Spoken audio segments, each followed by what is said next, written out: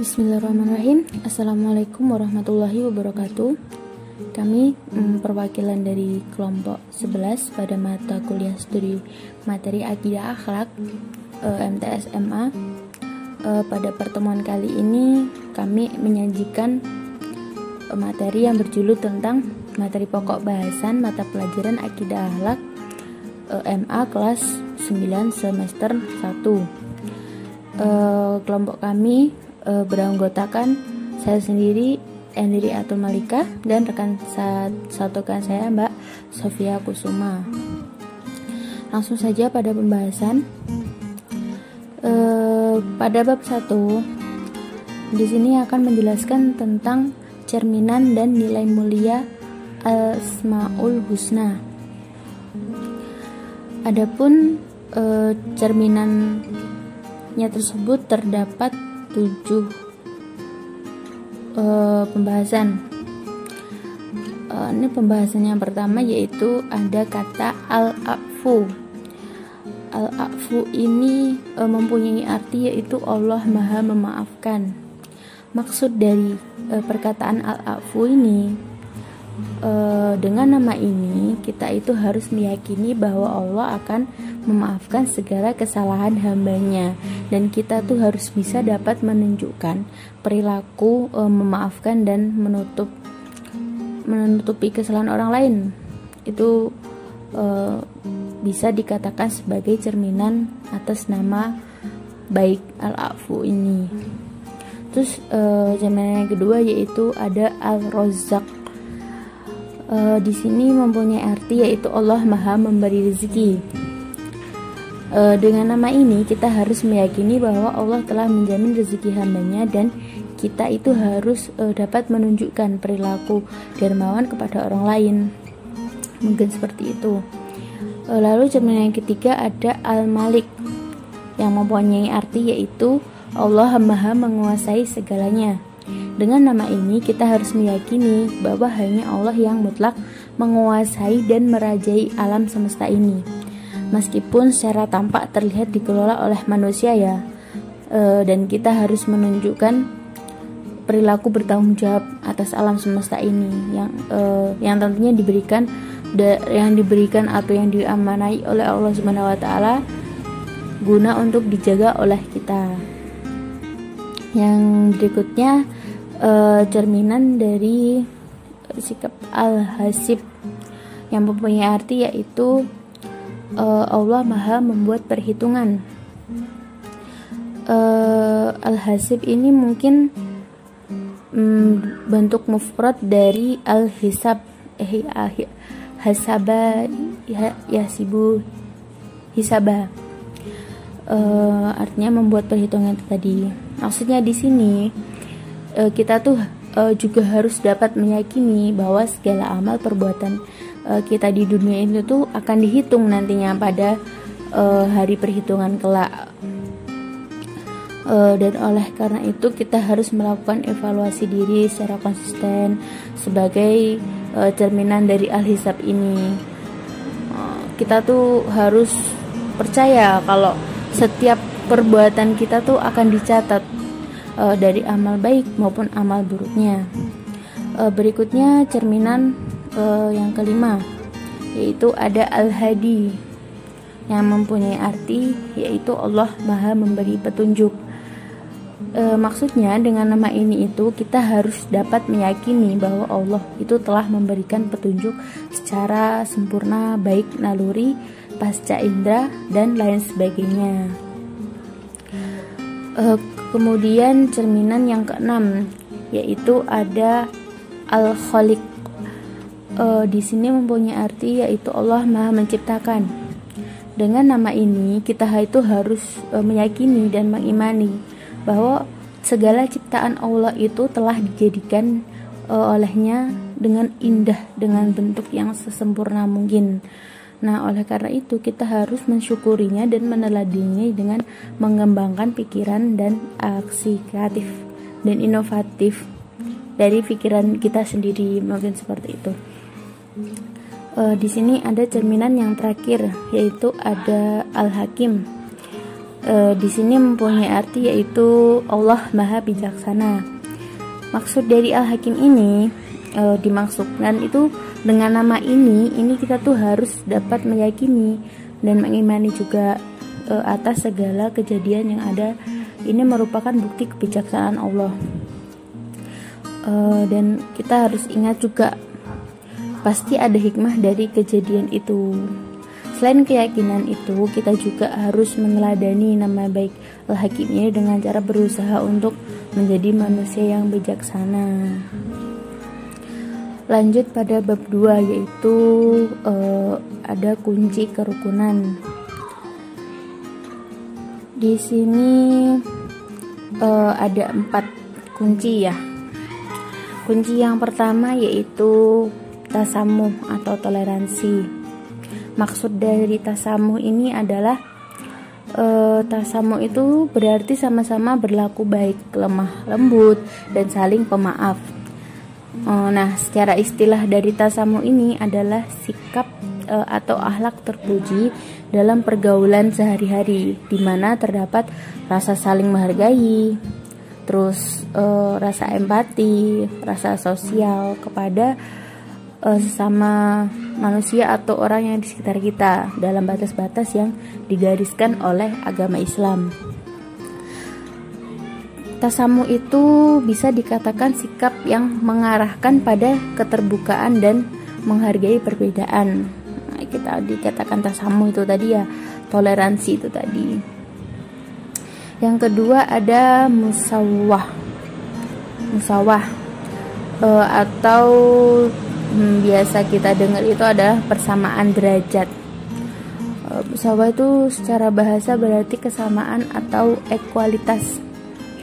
Sedangkan secara istilah, musawah itu adalah sikap terpuji di mana memandang bahwa setiap manusia itu memiliki harkat dan martabat yang sama. Maka semua makhluk yang ada di bumi ini tuh di mata Allah Subhanahu wa taala itu sama, nggak ada bedanya.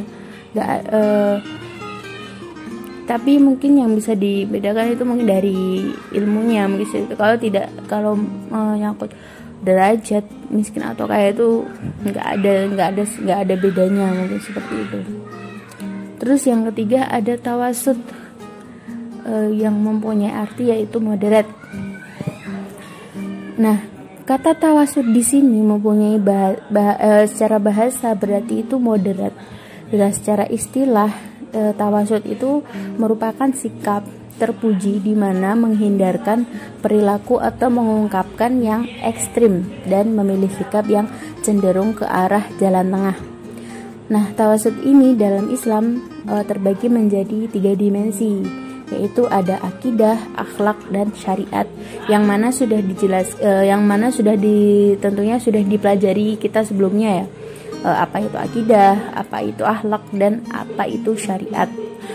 Dan tentunya ketiga-tiganya ini jelas berbeda ya pengertiannya. Tapi mungkin bisa dikatakan berkaitan kalau kita bertanya tentang kaitan antara akidah, akhlak, dan syariat itu tadi.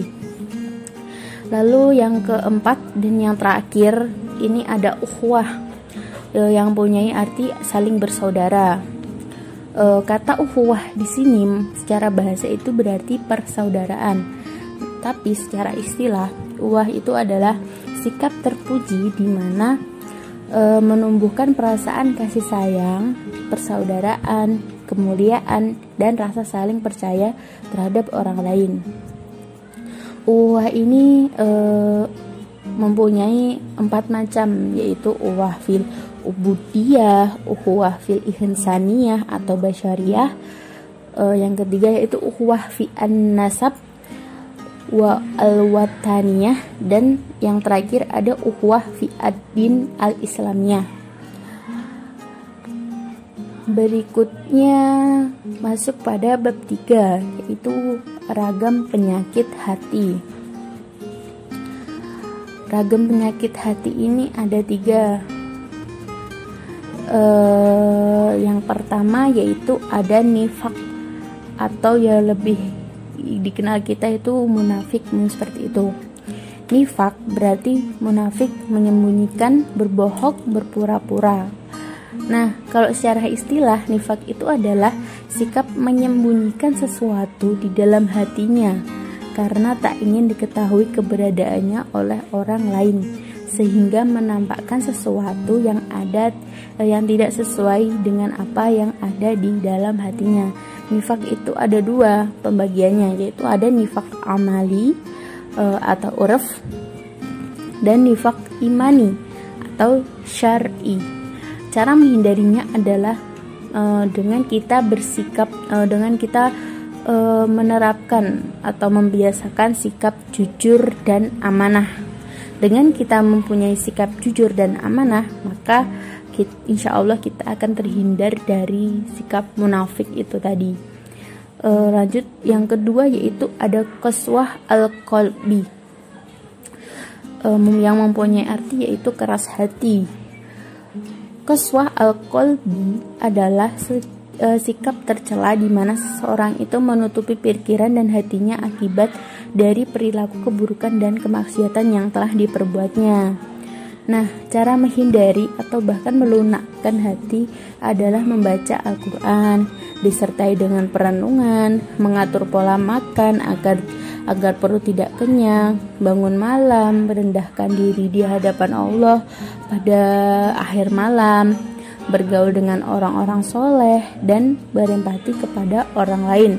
Nah, kita jika bisa menerapkan hal-hal yang saya sebutkan sebelumnya, insya Allah akan dihindarkan dari namanya keras hati. Wallahu alam ya, kalau kita bisa memiliki keras hati, subhanallah, mungkin yang akan berdampak ke lingkungan kita, mungkin seperti itu. Meskipun dari perbuatan sepele pun, tapi berdampaknya tuh subhanallah sangat memberikan luka, mungkin seperti itu. Maka hal-hal yang dilarang atau mungkin dihindari dari apa yang saya sebutkan itu tadi, insya Allah bisa terhindar dari yang namanya keras hati itu tadi. Nah, yang poin yang ketiga ada ghadab yang akan dijelaskan oleh rekan saya. Assalamualaikum warahmatullahi wabarakatuh. Baik, saya akan melanjutkan bab 3 poin ketiga, yaitu ghadab. Saya akan melanjutkan dari presentasi Mbak Eni. Secara bahasa, ghadab berasal dari kata ghadiba yaghdabu yang artinya marah, mengamuk, murka, berang, gusar, jengkel, naik pitam atau naik pitam. Ghadab secara istilah adalah sikap tercela di mana gejolak darah dalam diri seseorang meningkat karena tidak senang pada perlakuan tidak pantas. Mengutip dari buku hadis Pedoman Hidup Muslim oleh Abu Usman Harisman, ghadab atau marah dibagi menjadi dua jenis, yaitu dalam urusan dunia dan urusan agama. Marah dalam urusan dunia yaitu dilarang, sedangkan marah dalam urusan agama dibenarkan. Adapun contoh marah dalam urusan dunia ialah marah ketika mendapatkan nilai yang jelek, marah ketika dihadapkan kemacetan, dan lain-lain. Sedangkan contoh marah dalam urusan agama yaitu marah ketika Rasulullah diolok-olok, marah ketika ada orang yang menistakan Islam, dan sejenisnya. Jika tidak segera diatasi, amarah dapat menimbulkan dampak negatif bagi seorang muslim. Dampak sikap ghadab adalah sikap tidak bijaksana, hubungan persaudaraan yang tak harmonis, dan kesehatan tubuh yang memburuk. Adapun dampak sikap ghadab dalam Al-Quran yaitu menemui banyak kesulitan sehingga menyesal. Sikap marah timbul karena hati yang tidak tentram. Ia akan terus meluapkan emosinya pada orang atau sesuatu yang dianggapnya menjengkelkan. Jika tidak segera direndam, sikap ini akan menimbulkan kesulitan. Tidak sedikit orang yang enggan berinteraksi kepada seorang pemarah, sehingga akhirnya pelaku ghadab pun akan mengalami penyesalan. Yang kedua, tidak mendapatkan keuntungan melainkan mendapatkan kerugian. Orang mukmin yang marah tidak akan mendapatkan keuntungan apapun di dunia dan di akhirat. Justru ia akan mengalami banyak kerugian. Di dunia, segala urusan akan disulitkan, dijauhi oleh banyak orang dan dipenuhi dengan rasa tidak tentram. Amal ibadah yang dilakukannya pun akan hangus dalam sekejap karena amarah tersebut. Sedangkan di akhirat ia akan ditempatkan di neraka dan mendapatkan siksaan dari Allah. Yang ketiga, menerima murka dari Allah. Disebutkan dalam sebuah ayat, Allah akan memberikan balasan neraka kepada mukmin yang terjebak dalam amarahnya. Ia akan kekal di dalamnya untuk selama-lamanya. Yaitu dalam surat An-Nisa ayat 9. Cara menghindari perilaku ghadab adalah yaitu yang pertama, sabar. Orang yang kuat itu bukanlah yang pandai bergulat, tetapi orang yang kuat ialah orang yang dapat mengendalikan dirinya ketika marah. Dari riwayat hadis Bukhari Muslim. Kemudian yang kedua, zikir kepada Allah, yaitu dikutip dari Quran surat Ar-Rod ayat 28, yaitu orang-orang yang beriman dan hati mereka menjadi tentram dan mengingat Allah. Ingatlah, hanya dengan mengingat Allah lah hati menjadi tentram. Yang ketiga, berwudu. Dari hadis Ahmad, rawahu hadis Ahmad, sesungguhnya kemarahan berasal dari setan. Setan itu diciptakan dari api dan api itu dipadamkan dengan air. Ketika itu, jika salah satu seorang di antara kalian marah, maka hendaklah ia mengambil air wudu. Kemudian yang keempat, merubah posisi atau berdiam diri dan memberi maaf. Dan dari Quran surat Asy-Syura ayat 40. Dan balasan suatu kejahatan adalah kejahatan yang serupa. Maka barang siapa yang memaafkan dan berbuat baik, maka pahalanya atas tanggungannya Allah. Sesungguhnya dia tidak menyukai orang-orang yang zalim. Dilanjutkan bab 4, yaitu etika bergaul dalam Islam. Etika bergaul adalah aturan tingkah laku untuk berinteraksi dan berkomunikasi dengan sesama manusia, sehingga terjadi hubungan tingkah laku yang baik antara individu lainnya. Ada 3 macam etika pergaulan diri. Pergaulan dari sisi umur lawan bicara, yaitu kepada orang yang lebih tua, kepada teman sebaya, dan kepada orang yang lebih muda. Sedangkan dari sisi gender atau ada 2 macam, yaitu kepada sesama jenis dan kepada lawan jenis. Etika bergaul ini sangat penting karena merupakan wujud dari keyakinan beragama Islam, baik dari perintah untuk membina persaudaraan, menjauhi perkataan keji, dan menghindari permusuhan.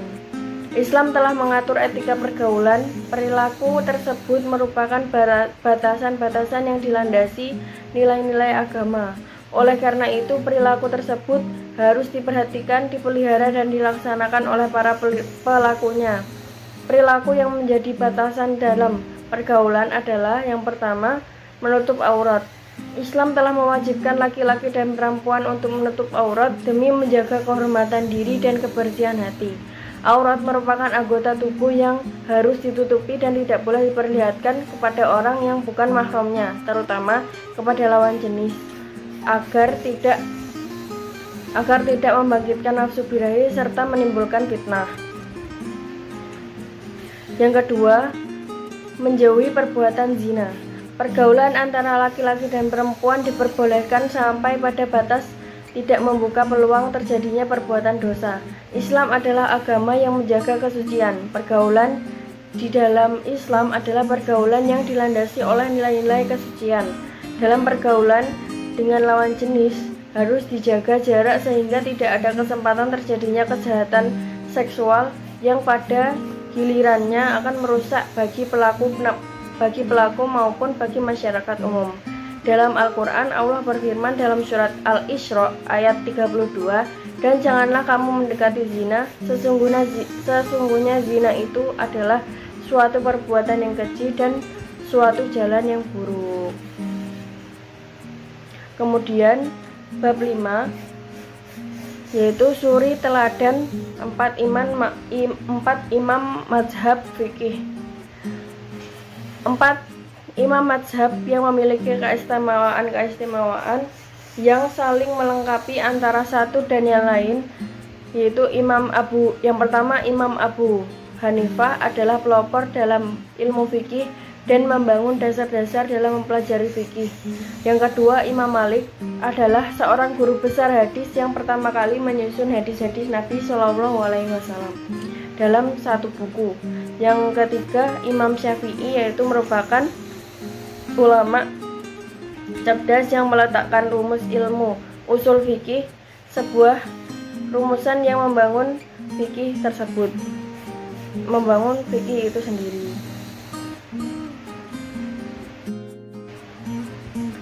Langsung saja poin pertama, yaitu Nu'man bin Sabit bin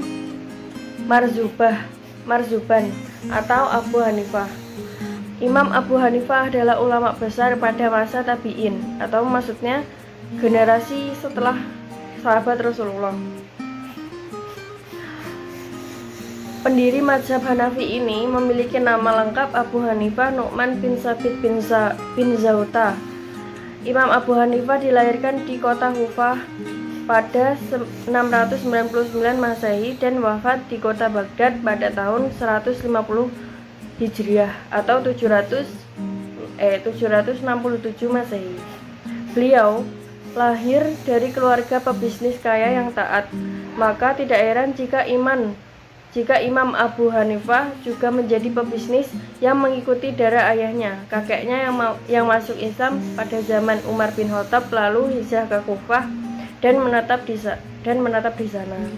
Nu'man bin Sabit bin Zuta dijuluki Abu Hanifah karena suci dan lurus, karena sejak kecil beliau sangat sungguh-sungguh dalam beribadah, berakhlak mulia, serta menjauhi perbuatan-perbuatan dosa dan keji.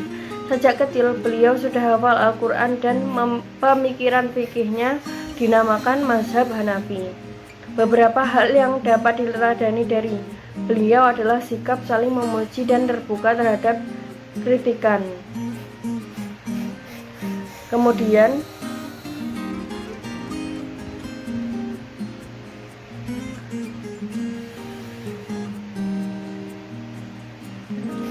Abu Hanifah juga terkenal dengan nasihatnya dengan perkataan yang sopan dan santun, tanpa melukai perasaan sedikit pun.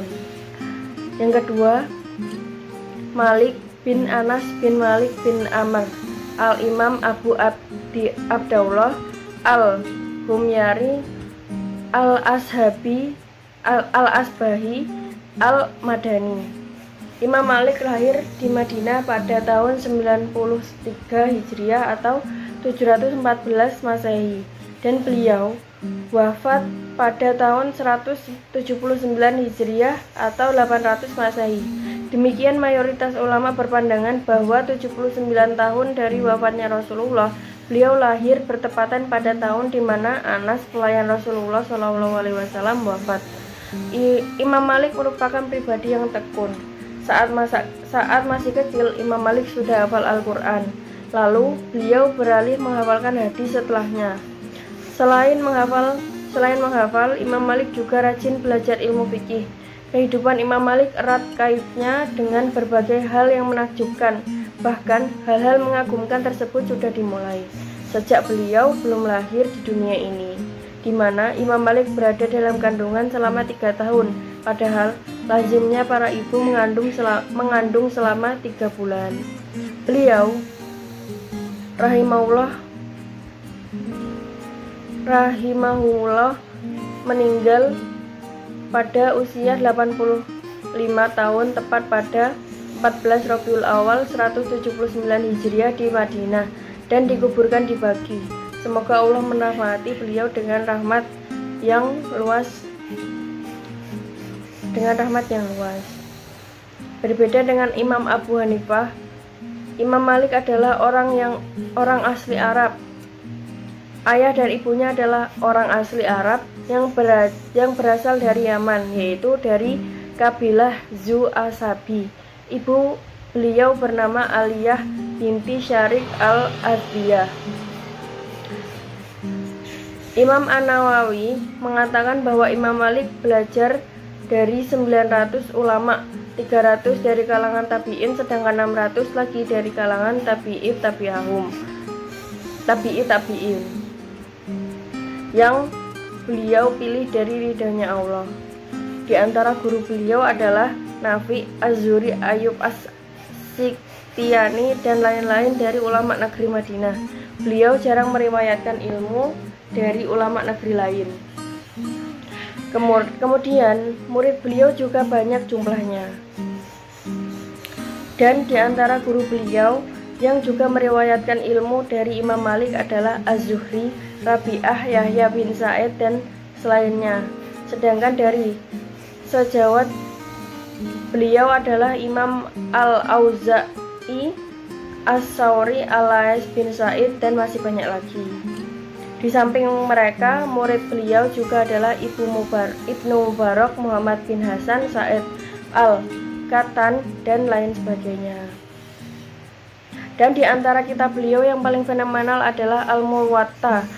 Kitab ini adalah sebuah kitab yang pada masa Amirul Mukminin Harun ar-Rasyid ingin beliau gantungkan ke Ka'bah dan menganjurkan manusia untuk mengamalkannya. Namun, usul itu ditolak oleh Imam Malik sendiri. Beberapa hal yang dapat diteladani dari beliau adalah sikap tekun dalam belajar dan jujur dalam berkata dan bertindak. Kemudian poin ketiga yaitu Abu Abdullah Muhammad bin Idris al-Syafi'i atau Muhammad bin Idris al-Syafi'i. Nama lengkap Imam Syafi'i adalah Muhammad bin Idris bin Abbas bin Utsman bin Syafi'i bin Sa'ib bin Ubaid bin Abdul Yazid bin Hasim bin Abdul Muthalib bin Abdul Manaf. Beliau adalah pendiri mazhab Syafi'i, pendiri mazhab Syafi'i yang yakni mazhab fikih dan sunni yang sangat banyak pengikutnya.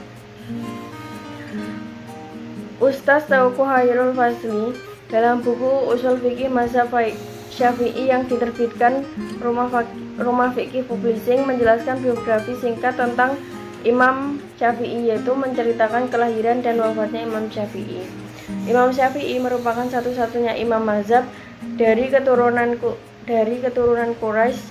Mazhabnya tersumbang kepada Rasulullah SAW saat melalui Abdul Manaf.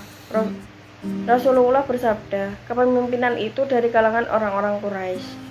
Imam Nawawi mengatakan ulama sepakat bahwa Imam Syafi'i lahir pada tahun 150 Hijriah yang bertepatan dengan tahun wafatnya Imam Abu Hanifah. Imam Yaqut berkata, Imam Syafi'i lahir pada hari wafatnya Imam Abdul Hanifah. Walaupun mayoritas ulama tidak memperhitungkan pendapat ini, para ulama berselisih pendapat mengenai di mana Imam Syafi'i dilahirkan. Ada 3 pendapat. Yang pertama, Imam Syafi'i dilahirkan di Gaza pada tahun 150 Hijriah pada umur 3 tahun pindah ke Mekah. Yang kedua, Imam Syafi'i dilahirkan di Asqalan. Jarak antara Asqalan dengan Gaza sekitar 3 farsah, dan kedua daerah ini termasuk dalam wilayah Palestina. Yang ketiga yaitu Imam Syafi'i dilahirkan di Yaman, khawatir takut terlantar. Ibunya membawanya ke Mekah. Ini merupakan pendapat yang paling lemah di antara pendapat yang lainnya. Imam Syafi'i meninggal dunia pada malam Jumat setelah maghrib. Ada juga yang mengatakan setelah Isya pada akhir bulan Rajab, tepatnya pada tahun 204 Hijriah, dan beliau dikebumikan di Mesir. Beliau memiliki perjalanan ilmiah yang panjang. Beberapa hal yang dapat diteladani dari beliau adalah tidak bersikap sewenang-wenang terhadap murid dan moderasi dan dalam beragama. Kemudian yang keempat, Ahmad bin Muhammad bin Hambal bin Hilal atau Ahmad bin Hambal. Imam Ahmad bin Hambal adalah seorang ahli fikih sekaligus pakar hadis di zamannya. Perjuangan besar Yang selalu dikenang sepanjang masa adalah perjuangan membela akidah yang benar. Sampai-sampai ada yang menyatakan Imam Ahmad menyelamatkan umat Muhammad untuk kedua kalinya. Yang pertama, Abu Bakar menyelamatkan akidah umat ketika Rasulullah wafat. Dan yang kedua, Imam Ahmad lantang menyerukan akidah yang benar saat keyakinan keyakinan sesat kalbu Al-Quran mulai dilazimkan.